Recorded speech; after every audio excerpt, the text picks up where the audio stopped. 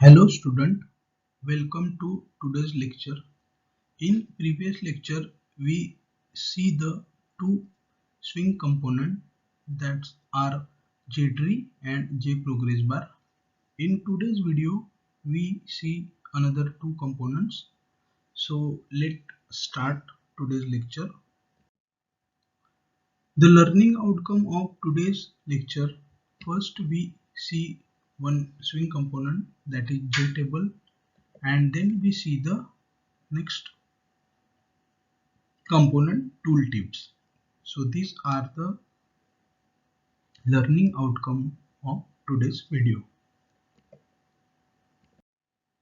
So let first we see the JTable.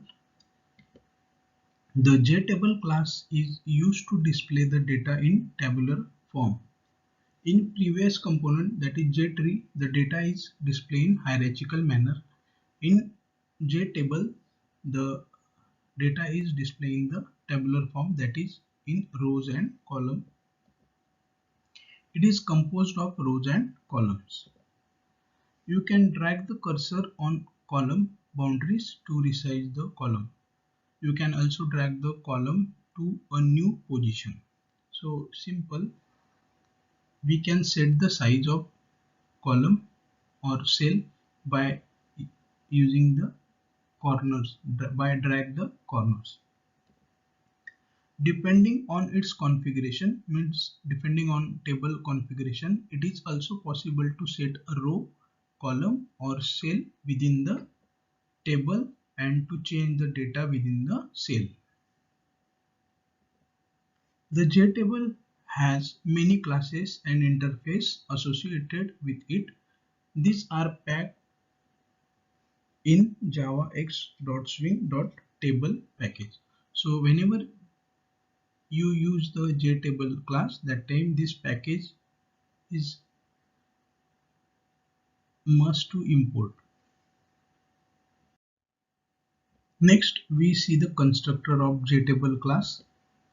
First constructor is default constructor, which not have any parameter. This constructor create a table with empty cells. Second constructor of the JTable class is which have two parameters. First parameter is rows and second parameter is column. In these two parameters, first we pass the two-dimensional array and second we pass the one-dimensional array. Second constructor is complex, that we will clearly understand in example. So here we have one example of JTable. The program for JTable, first we import the java x.swing package, then we create one class name is table example, then we create one object of frame, then we define the constructor of table example. In constructor, first we initialize the frame, then here we create two-dimensional array string data. The two square brackets are defined the two-dimensional array. So first is number of rows, second is number of columns. Here number of rows we use 3 or 4 and the columns are 3. First entry 101 Amit 6700. Similarly we enter second data, similarly we enter the third data. So we have 3 rows and 3 columns. So and then next second parameter of the constructor is column head. So column, first heading of the column is id, second heading is name and third heading is salary. So this is first parameter and this is second parameter of our second constructor of JTable, that is we see in previous slide. Then we this is second constructor JTable. JT is the object of the JTable, and in the constructor we first pass the we first pass the first array, two-dimensional array. The name of the array is data, and in second parameter we pass the second array, column. Then we set the position of table. Then we add the scroll pan. Scroll pan sp is equal to new j scroll pan. Scroll pan, this component also we see in some previous lecture. Then we add the scroll pan in frame. Then we set the size of frame by method set size. Then we set the visibility of frame by method set visible. Then last we define the main method public static void main and string arguments. And then last we create one object of our class table example. So this is simple program to create the JTable. The output of the program is displayed like this. So these column heads are ID, name, salary, that is display first, and the data which is passed in two-dimensional array, name of the array is data, is displayed like this. Okay, so it is simple example of JTable. We can add the number of data here, and we can also add the number of column head here. So simple, by this way we can create the JTable.